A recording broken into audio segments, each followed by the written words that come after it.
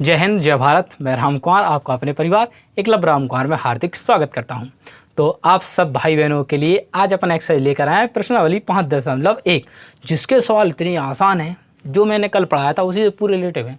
आपको भैया कल जिसने कल की क्लास नहीं ली मेरे भाइयों, वो कल की क्लास को ले ले, तभी इस वीडियो पे आए। जो मैंने बेसिक बताया, बेसिक कंसेप्ट को क्लियर करें, तभी आपको ये प्रश्नावली समझ में आएगी और इतनी अच्छे समझ में आ जाएगी, आपको मज़ा आ जाएगा। क्या आ जाएगा? मज़ा आ जाएगा। तो चलते हैं सवालों की ओर। कि रख हौसला वो मंजर भी आएगा, कि रख हौसला वो मंजर भी आएगा, प्यासे के पास चलकर समुद्र भी आएगा, क्यों ना बैठ थक कर मंजिल के मुसाफिर, मंजिल भी मिलेगी और मंजिल मिलने का मज़ा भी आएगा। तो चलते हैं भाई मंजिल की ओर। देखो, पहला सवाल मैंने 1 2 3 4 5 6 सवाल लिखे हैं। आपके सबके पास बुक है तो बुक में अच्छे से देख लें, अगर कोई भी दिक्कत हो। देखो, सवालों को बहुत अच्छे से पढ़ना है। देखो, मैं आपको सामने पढ़ता हूँ तो टिक लगाता हूँ। टिक लगाने भाई साहब बहुविकल्पी टिक मारो। कह रहा है निम्न में से कौन सा बहुपद है। कह रहा निम्न में से कौन सा बहुपद नहीं है। क्या लिखा था? निम्न में से कौन सा बहुपद नहीं है। निम्न में से कौन सा बहुपद नहीं है। निम्न में से कौन सा बहुपद नहीं है। अब आप सब देखो, कल मैंने आप सबको पढ़ाया था बहुपद। क्या पढ़ाया था मैंने कल आप सबको क्या पढ़ाया था? बहुपद। क्या पढ़ाया था मेरे भाइयों? बहुपद। तो आप देखो इनमें से कौन सा बहुपद नहीं। देखो, आपको पता है ए बहुपद है, ए भी बहुपद है, ए भी बहुपद है। लेकिन भैया आपने कहा था, शिल्पा कह रही कि जो मान रूट x में होता है, या x घात 1/2 होता है, या x/2 होता है, या तो वो क्या होता है? बहुपद नहीं होता। मैंने कहा एस, तुम सही बोली। तो तुम्हारा आंसर सी क्या हो गया? परम सत्य आंसर हो गया।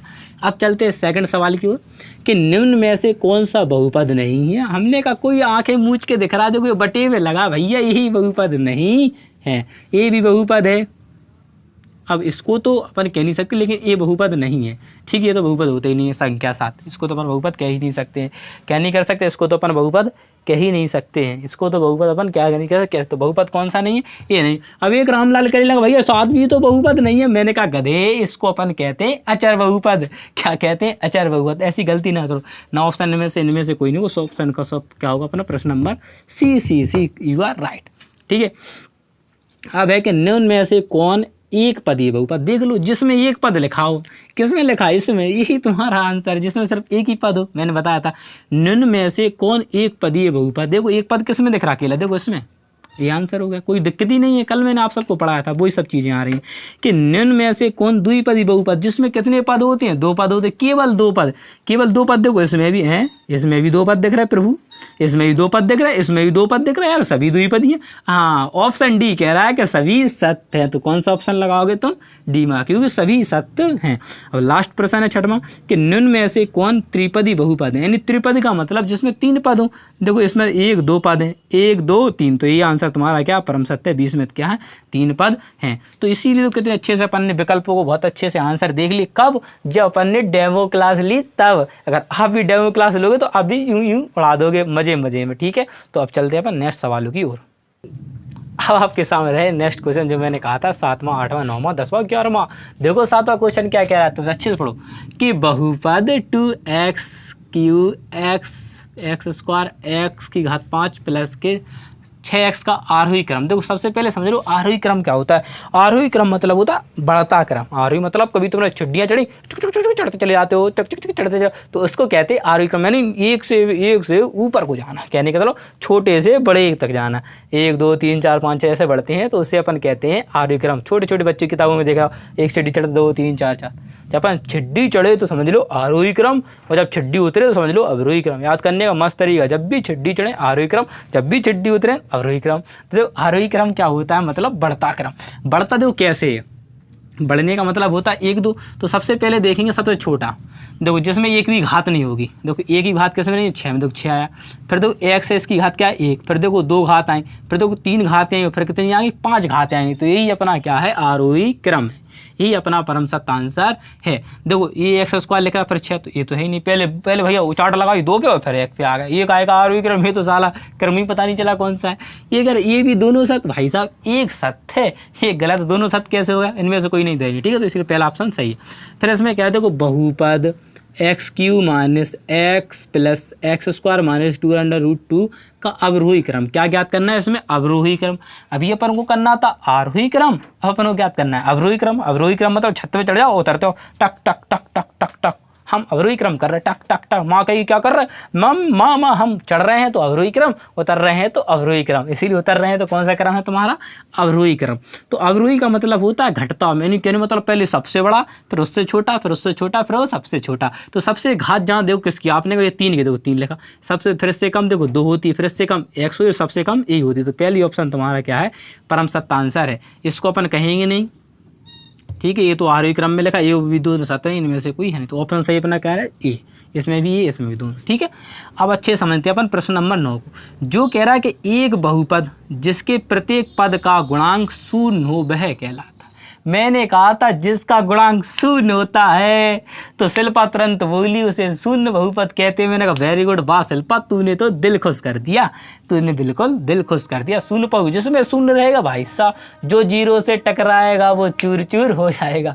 यानी 0 से जो टकराएगा उसे वो क्या कर देगा? 0 बना देगा। यही तो 0 की क्वालिटी है। तो ये शून्य बहुपद हो गया। अब आता है प्रश्न नंबर 10, एक बहुपद जिसमें क्या एक बहुपद में चर की घात ऋणात्मक नहीं होती है? क्या किसी भी बहुपद में जांचिए, क्या एक बहुपद में चर की घात ऋणात्मक होती है? ऋणात्मक नहीं होती है। इसको 1 मिनट डाउट क्वेश्चन करते हैं, सही है कि नहीं? ये कोई सही लिखा, ऋणात्मक नहीं होती है, बिल्कुल सही बात है, नहीं होती है। क्या बहुपद में कभी बात क्या होती है? ऋणात्मक। ऋणात्मक होती है, आप कहोगे नहीं होती। ऋणात्मक कहाँ होती है? किसी ऋणात्मक नहीं होती है, नहीं होती ऋणात्मक। अगर ऋणात्मक नहीं होती है, अगर होती तो क्या कर देते? हाँ, और जिसमें नहीं होती है तो नहीं।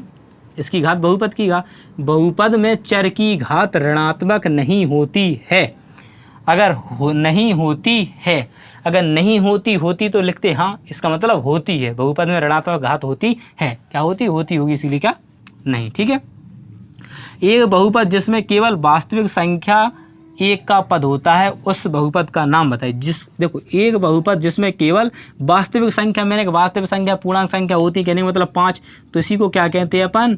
कौन सा बहुपद कहते हैं? एक पद है इसमें, इसका नाम बताओ। इसको क्या कहते थे अपन? अचर पद। क्या कहते थे मेरे भाई? अचर बहुपद। क्या कहते थे? अचर बहुपद। जिसमें केवल वास्तविक संख्याएं हो उसे अपन क्या कहते हैं? अचर पद कहते हैं, अचर बहुपद कहते हैं। कौन सा बहुपद कहते हैं? अचर बहुपद कहते हैं। इसको एक बार अच्छे समझने का प्रयास करें। किसी बच्चों को समझ में नहीं आ रहा, वो रामलाल बोल रहा भैया मुझे तो नहीं आ रहा समझ, तो देखो समझो। ये कह रहे एक बहुपद में जाके मानने एक आपको बहुपद दे दिया, अब आपको उसको जांच करना है, ठीक है। जैसे ये बहुपद लिखा, ठीक है। क्या एक बहुपद में चर की घात, एक बहुपद है उसमें चर की घात ऋणात्मक नहीं होती है? ऋणात्मक नहीं होती है, उसने कहा ऋणात्मक नहीं होती। अगर नहीं होती है तो लिखते हैं हाँ नहीं होती, लेकिन होती है इसीलिए क्या लिखा? नहीं।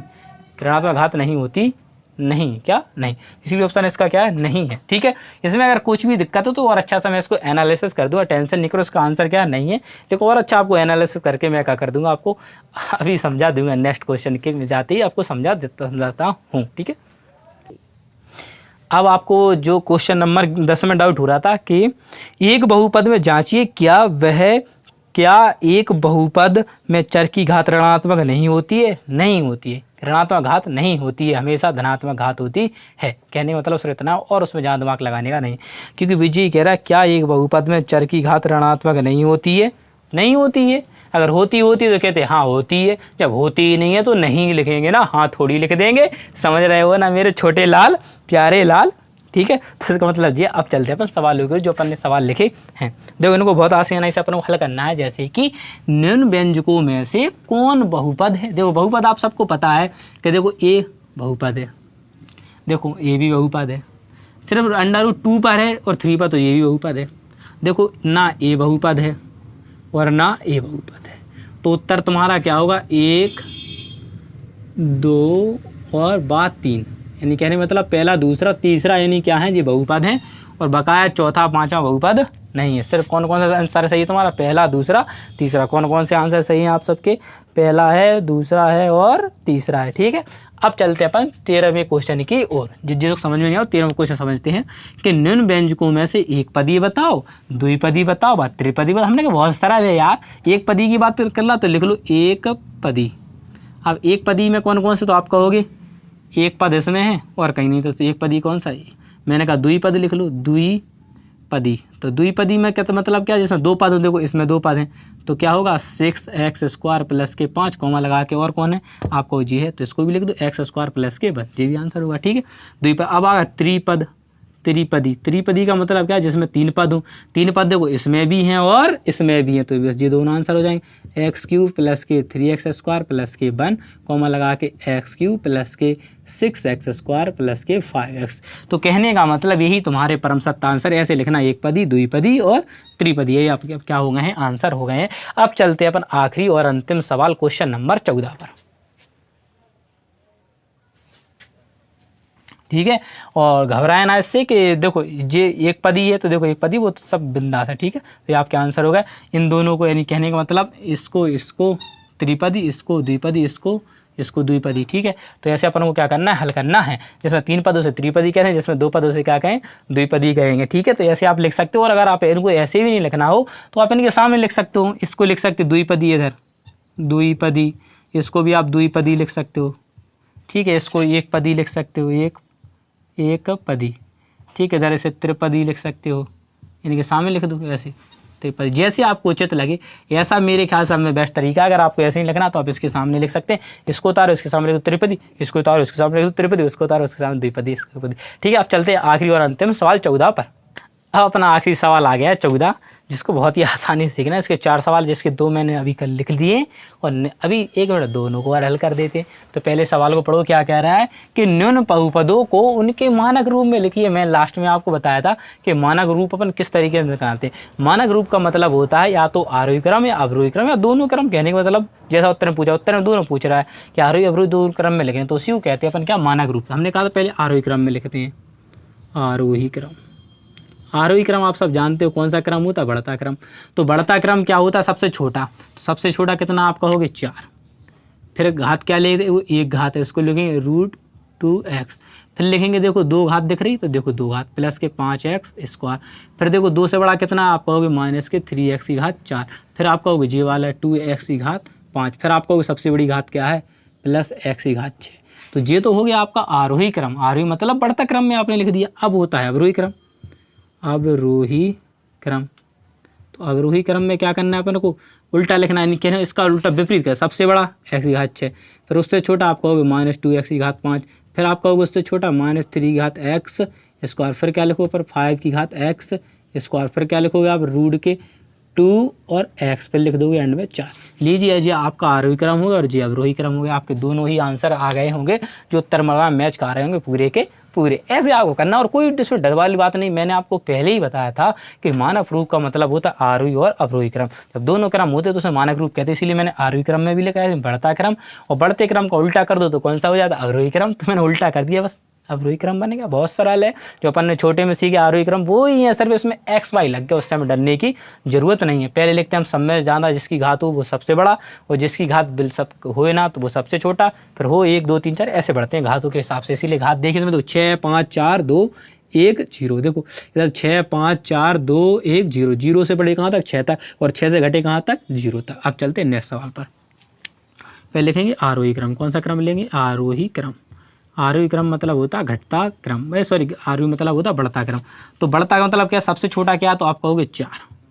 फिर कहोगे आप क्या है, √2x। फिर आप कहोगे 2, तो इसको लिखेंगे 4/3x²। फिर इससे बड़ा क्या है, तो आप कहोगे 5, तो 3x⁵5। फिर इससे बड़ा क्या है, आप कहोगे 6, तो 2 की घात x⁻6। फिर आप इससे कहोगे सबसे बड़ी घात क्या है, x⁵7। अगर आपको नहीं दिखता है तो आप इन घातों को अंडरलाइन ऐसे कर लें। अगर दिक्कत किसी को भी है, दिक्कत किसी को भी हो रही तो ऐसे अंडरलाइन कर लो, जिससे कि आपको तुरंत समझ में आ जाएगा कि सबसे छोटा तो ये लिख दिया। सबसे छोटा तो 4 था, मैंने 4 को लिखा, फिर इसको लिखा 1 घात को। फिर देखो 2 है, 2 को लिखा। फिर देखा कैसे कौन सी बड़ी, आपने कहा 5, देखो 5 को लिखा। फिर कौन सी है, 6, देखो 6 को लिखा। सबसे बड़ी कितनी है, 7, देखो 7। अब मैंने कहा बस आरोही का सिर्फ उल्टा करना है, तो अवरोही अपने आप आ जाएगी। वैसे क्या लिखेंगे, अवरोही क्रम। क्या लिखेंगे, अवरोही क्रम। अवरोही क्रम का क्या मतलब, उल्टा कर दो। उल्टे का मतलब क्या, सबसे बड़ा ये, तो इसको लिखो x⁵7। फिर लिखते हैं -2x⁵6। फिर क्या लिखेंगे, -3x⁵5। फिर क्या लिखेंगे, +4/3x²। फिर लिखेंगे प्लस के 2 √x। फिर लिखेंगे प्लस के 4। लीजिए जी आपके आरोही और अवरोही क्रम दोनों हो गए, ये आपके परम सत्य आंसर हैं। ऐसे आपको करना है। अब चलते हैं आखिरी के जो 2 सवाल बने उनको भी हल कर लेते हैं। अब आपके सामने रहे आखिरी और अंतिम सवाल जो कि तीसरा और चौथा। इसको भी वही करना, मानक रूप ज्ञात करना, आप सबको पता है। पहले क्या लिखेंगे, आरोही क्रम। कौन सा, आरोही क्रम। आरोही क्रम। शिल्पा कह रही मजा आ रहा है, मैंने कहा मजा आएगा शिल्पा। आरोही का मतलब होता है बढ़ता क्रम। सबसे छोटा क्या है आप कहोगे 3, इससे बड़ा आप क्या कहोगे माइनस का x। क्या है, माइनस का x। फिर इससे बड़ा क्या है आप कहोगे प्लस के x²। मैंने कहा अगर ध्यान नहीं आता तो घातों को अंडरलाइन कर लो जिससे समझ में आ जाए। 2, अब 2 के बाद कितनी आएगी 3, तो फिर 2x³। फिर इसके बाद कितनी आएगी 5, तो माइनस के 3x⁵5। ऐसे आपको लिखना। अब कौन सा क्रम होता है, सलमा कह रही भैया अब तो अवरोही क्रम होता है। मैंने कहा अवरोही क्रम कर लेगी, कह रही हूँ मैं तो कर लूँगी अवरोही क्रम। अवरोही क्रम मतलब होता है छत से नीचे उतरना। छत से नीचे उतरो, सबसे पहले क्या लिखेंगे, इसको लिखेंगे। क्या लिखेंगे, इसको। जैसे कि माइनस के 3x⁵5, फिर लिखेंगे प्लस के 2x³, फिर लिखेंगे प्लस के x² और फिर लिखेंगे माइनस के x प्लस के 3। तो ये आपके परम सत्य आंसर हो गए। ये जिसके आए माइनस का चिन्ह नहीं ना, घबरा जाओ, ये बराबर है ना, तुम तो हवा में बढ़ा दो। ठीक है, ये दोनों क्या होगा, इसके क्रम होगा। ठीक है। अब लास्ट सवाल लेगा तो इसको भी अपन क्या लेंगे, पहले आरोही क्रम में क्या लिखेंगे, आरोही क्रम में। आरोही क्रम का मतलब होता है बढ़ता क्रम, यानी पहले 1 को लेंगे, फिर देखो घातें जे दी हैं तो क्या है सबसे छोटा, देखो 2, फिर इससे बड़ा क्या है आप कहोगे 3, फिर सबसे बड़ा क्या है आप कहोगे 5। ठीक है। अब होता है अवरोही क्रम। कौन सा क्रम होता है, अवरोही क्रम। अवरोही क्रम मतलब होता है छत से नीचे कुंजा। तो सबसे पहले क्या लिखेंगे, माइनस के 7x⁵5, फिर लिखेंगे x⁵3, फिर लिखेंगे माइनस के 2x² और फिर लिखेंगे प्लस के 1। यही आपके परम सत्य आंसर हैं। और आज हमने प्रश्नावली का समापन भी कर दिया है। तो क्या करते हैं, अच्छे से आप इनको नोट डाउन कर लें। तो आज अपन ने क्या कर दिया, प्रश्नावली खत्म कर दी है। अब नेक्स्ट वीडियो अपन सीखेंगे 5.2, जो भी इतनी आसान है यार कि इसकी कोई कीमत नहीं है, जिसको मैं समझा नहीं सकता, बयान नहीं कर सकता अपने शब्दों में, इतनी सरल है। ठीक है, तो उसको भी बहुत आसानी से सीखेंगे। कुछ भी इस दुनिया में कठिन नहीं है, सब कुछ आसान है, आसान है, आसान है। बस एक दिल में तो ठानो यार कि आसान है, आसान है, आसान है। अगर आपको वीडियो अच्छी लगती है तो चैनल को लाइक शेयर सब्सक्राइब जरूर करें और लाल बटन को बहुत सारा प्यार दें और वीडियो को ज़्यादा से ज़्यादा क्या करें, शेयर करें कि रख हौसला वो मंजर भी आएगा, रख हौसला वो मंजर भी आएगा, प्यासे के पास चलकर समुद्र भी आएगा। क्यों ना बैठ तक कर मंजिल के मुसाफिर, मंजिल भी मिलेगी और मंजिल मिलने का मज़ा भी आएगा। क्योंकि कोशिश करने वालों की कभी हार नहीं होती। क्या नहीं होती, हार नहीं होती है। तो आप सब विदा लेता हूँ, मिलता हूँ नेक्स्ट वीडियो में। जय हिंद, जय भारत।